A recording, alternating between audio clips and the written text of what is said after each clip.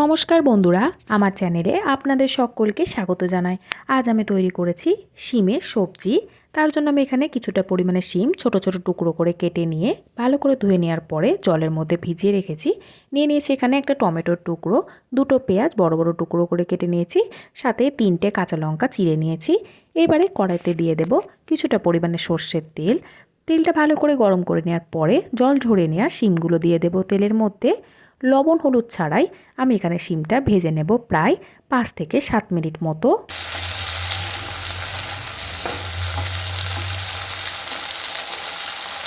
শিমগুলো প্রায় 5 মিনিট মতো আমি এখানে ভেজে নিয়েছি। এবারে তেল ঝরিয়ে নিয়ে তুলে নেব।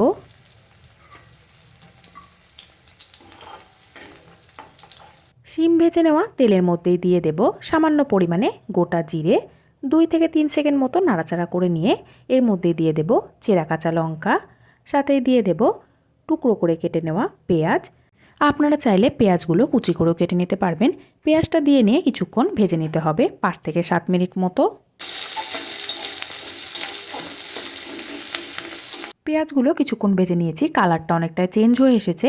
এইবারে এর মধ্যে দিয়ে দেব কেটে রাখা টমেটোর টুকরো। টমেটোর আমি এখানে বীজগুলো ফেলে দিয়েছি। টমেটোটা দিয়ে নিয়ে আরও একবার নাড়াচাড়া করে এর মধ্যে দিয়ে দেব পরিমাণ মতো লবণ, দিয়ে দেবো এর মধ্যে হলুদ গুঁড়ো। এবারে টমেটোটা খুব ভালো করে ভেজে নিতে হবে।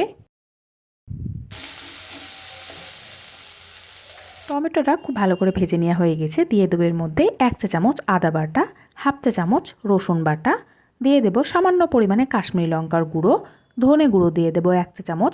আপনারা চাইলে ধনে গুঁড়োর পরিবর্তে জিরের গুঁড়োও ব্যবহার করতে পারবেন।